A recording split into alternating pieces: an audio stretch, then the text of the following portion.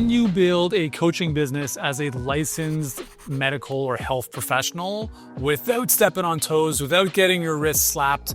In this video, I'm going to show you the truth, the myths to avoid, and exactly how to do so without getting in trouble. Welcome, guys. Yuri came here, CEO and founder of Healthpreneur, New York Times bestselling author, CEO of Healthpreneur, and for the past 20 years, I've been building 6, 7, and 8-figure businesses in the online health space. And more importantly, I've helped thousands of others, therapists, medical professionals, health coaches, you name it, do the same. Today, what I want to share with you is one of the biggest roadblocks that I see hold people back unnecessarily. It's, Yuri, I'm a therapist. I'm a naturopath. I'm an insert name of profession.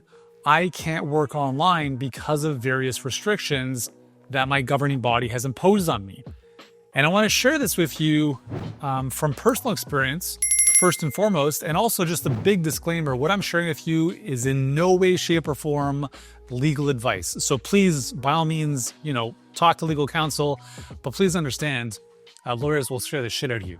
So in my 20 years of working online with clients, I've helped 500,000 people in my first health business, okay? So to the consumer. And then with Healthpreneur, we've helped thousands of health professionals who've collectively helped hundreds of thousands of their clients. Do you want to know how many times any issues have arisen with respect to licensing and restrictions? Zero, okay? So what I'm sharing with you is my personal experience, my personal perspective, and take of it what you will. My encouragement here is that it gives you a little bit more courage to just go after your dreams. So backstory, before I dive into the 5 things you'll want to avoid and look out for, to obviously be on the safe side, because I'm not here to recommend anything that's going to be loosely like gray zone, okay? It's like it's black or white, keep it simple. When I started work, so my first business, so I started off as a trainer, kinesiologist, nutritionist. That's what I was doing for 7 years before coming online in 2005. When I came online in 2005, the governing body, the Ontario Kinesiology Association, OKA, basically said, Yuri, you can't do this stuff online as a kinesiologist. And so what I did is I said, so you see this, the CK behind my name? I'm going to just take that and you can just shove it. Because here's the thing, I can give you back the designation. You can't take away my skills. I don't give a shit if I'm a certified kinesiologist. I really don't care. But what I can do is help a lot of people with my skills that no one can ever take away from me. Now, I'm not suggesting if you're a medical doctor, you rip up your medical license. I'm not saying you do that, but I'm sharing this from having been through this myself and now guiding thousands of others through this process. I'm here to let you know that there's nothing to be afraid of. These governing bodies want to keep you stuck in a box. They want to keep you controlled in the way that they know how to do things. And it scares the shit out of them to see therapists and practitioners be able to help people virtually outside of said jurisdictions. So I came online, worked as a health coach, if you will, sharing information with a lot of people. And again, in my 20 plus years, not a single issue. Okay, so here are the things. If you are a therapist or a practitioner, so let's say you're medically licensed, okay? So your jurisdiction is in a state or a province, and you're wondering, can I work outside of that as a coach or even as a practitioner? And I want to give you 2 perspectives on this, okay? Because we have a lot of clients who do either one. So we have clients who have maintained their licensure, so they continue to work as a medical professional, like a medical health professional within their state borders, or some of them have decided to say, I'm going to work as a health coach or a health consultant, and I'm not going to work as a primary caregiver. And either way, like either one can work. So let me give you some nuances, okay? So typically, there are 5 things you want to avoid. Whether you're a therapist, licensed clinical social worker, medical doctor, chiropractor, for the most part, most of these are going to be the same, but obviously the very specific nuances you can obviously check for your specific industry. And I'm going to share this on the screen with you. This is kind of like a restrictions list, if you will, that we share with our clients. It's not overly complicated. So first and foremost, you cannot, if you're going to work as a licensed professional, you cannot diagnose or treat mental health conditions or specifically health conditions if you're not going to be working as a licensed practitioner. So if you decide to say, okay, I'm a therapist, now I'm going to be a coach, you basically are going to be acting as a coach and not a therapist. So In those cases, you're not going to diagnose or treat specific mental health conditions that you may have seen in clinical practice.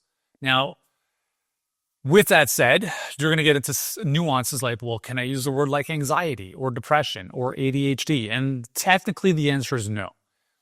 But honestly, like, no one's coming to hunt you down, to be honest, okay? But like, if we want to play by the law here, we're really not going to be using the diagnosing or the treating of mental health conditions. So let's say you have a client that comes to you and says, hey, coach, I don't know what I have. And you as the coach, you're not going to say, well, you have this. Like, you're not here to diagnose that condition as a coach or necessarily treat that condition as a coach, as you would maybe a therapist or a medical professional. Now, what you can do is you're essentially going to be offering life, business, wellness, like advice, coaching, tutelage, whatever you want to call it, to help people improve their outcomes.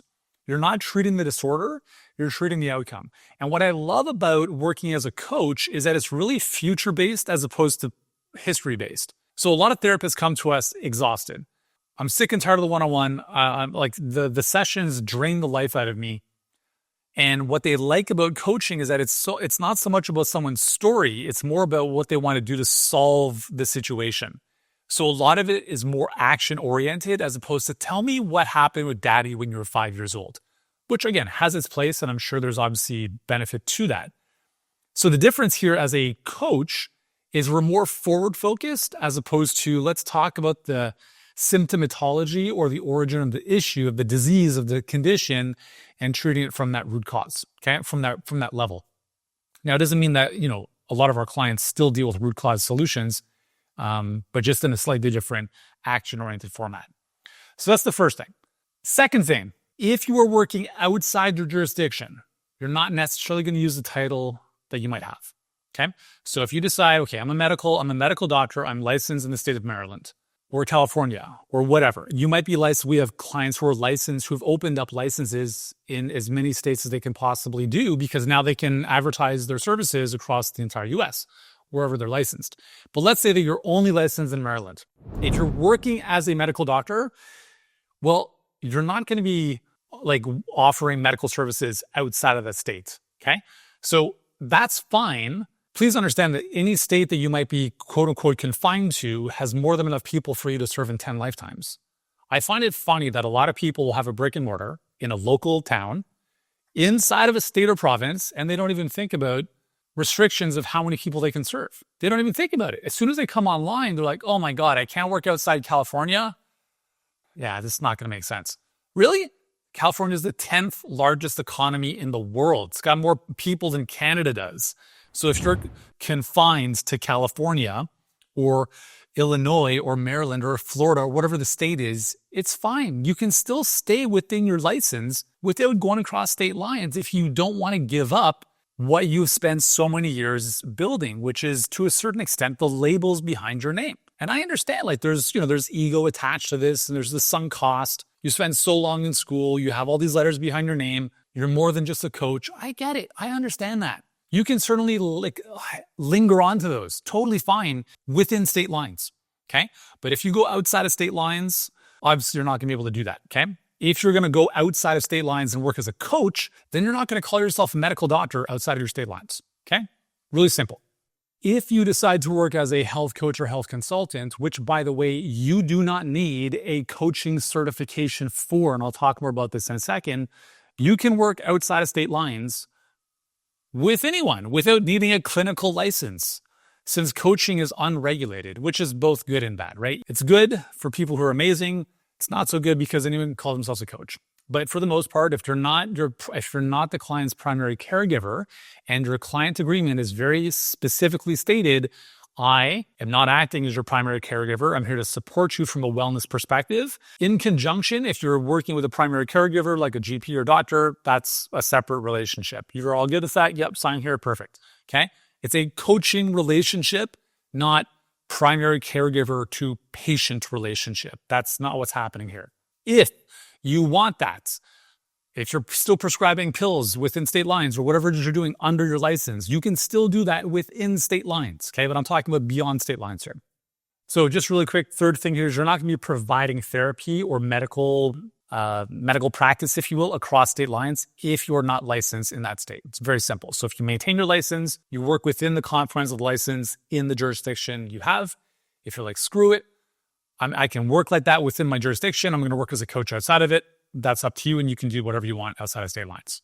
4 is you're not really going to be billing insurance for coaching or non-clinical services. Now, I don't recommend insurance in general. So for the most part, this is probably irrelevant, but 100% of our clients, I shouldn't say it, like 95% of our clients do not rely on insurance. We all know that it's a joke, right? No one gives a shit when they don't pay. The insurance game is a joke. It's like there's clawbacks, the whole bit. It's not even worth it. So just touching on this, you're not going to be billing insurance for coaching at this stage of the game. It basically doesn't exist. The opportunity, though, is that you have to set your own rates. You have to build a cash-based practice, and you only work with people who are willing to invest in their own health. So it's amazing because if people are not able to pay for your services, you don't work with them. And that's a good thing. But also, you're going to run into some challenges of like your mentality because you want to help a lot of people, right? And you want to make it affordable and accessible to everyone, potentially. I know I did. But when you realize that the people who need your help the most very often want it the least, then you're simply just meeting people, or you're having people meet you where they're at or where you're at.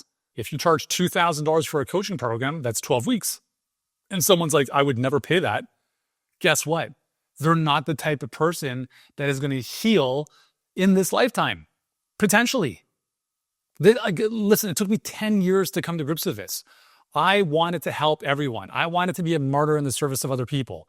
I wanted to offer free help to people who couldn't afford it.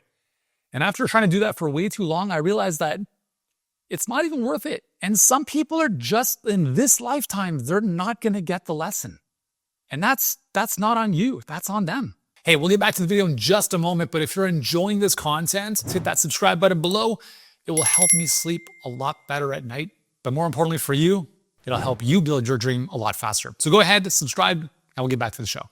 If you have an amazing solution and someone is not willing to invest, please understand they're spending that money somewhere else. On the newest iPhone, on a big screen TV, on an all-inclusive vacation. Do not buy the lies that they don't have the money for it. Where people spend their money and their time is a clarification of what's important to them. All they're saying is solving this issue is not that important to me, period. It's not your job to help everyone. So fifth thing I'll mention here with respect to what you can do kind of as working as a coach outside of your license, if you will, is you're not treating, and again, this is where there's a fine line. Like, how do you differentiate helping somebody instill good habits and skills and keeping them accountable and helping their mindset, which ultimately are what's going to help them reverse the condition versus treating the condition. And this is where I think there's a lot of overlap and a lot of gray zone, which I think is complete nonsense. Listen, like I'm not a huge fan of pushing pills. I don't think a lot of people in our community are. If you are, that's fine. That's your prerogative.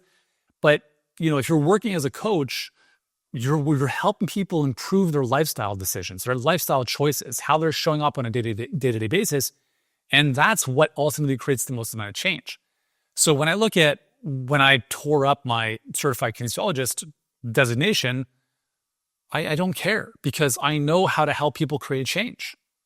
Like, just because I don't have CK behind my name anymore doesn't mean that I don't know how to improve the condition of the human body. I still have the skills, just like you have the skills, whether you decide to work as a therapist or a licensed practitioner or a coach. Right? And again, like, you just want to be aware of these. And the thing is, like, yes, you want to make sure you dot the I's and cross the T's, but please do not overly obsess about this stuff because yes, it's important, but I'm telling you in 20 years, there's not been a single zero. I have no vested interest in lying to you about this. Okay. There has been zero issues of any kind of licensure restriction stuff with anyone I've ever worked with and any of the clients that I've helped and the hundreds of thousands of people that they have worked with. I have no vested interest in you or me kind of like pushing that agenda on you. I simply want to help you help more people. I don't care if we work together ever. That's not my agenda here. What I do care about is you probably want to expand your message and reach more people.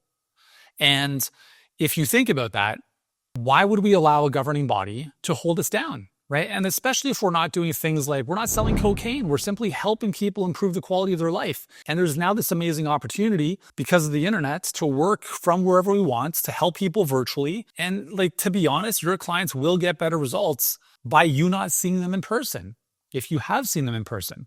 Because when you at least do things the way we do it, is like they have to take more ownership of the healing process. They have to do the work, right? They're not just showing up and doing nothing. They're not laying on a table getting stuff done to them. So it's actually really amazing to see what can happen for your clients compared to what you might be used to. And again, that's, no diss to the amazingness that you already bring to your work.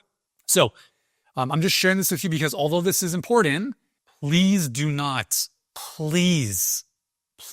allow this to delay you. Perfectionism and the need for everything to be perfect is the single biggest mindset that holds so many practitioners back from building their dream, and they stay stuck in shit. They stay stuck in one-on-one, working 20 hours a day, underpaid, burnt out. They're not seeing their family. And I want you to get associated with this. Like, I want you, like, if you're not happy with that current situation, please understand, I want you to get associated to the current reality. If nothing changes, this is the rest of your life.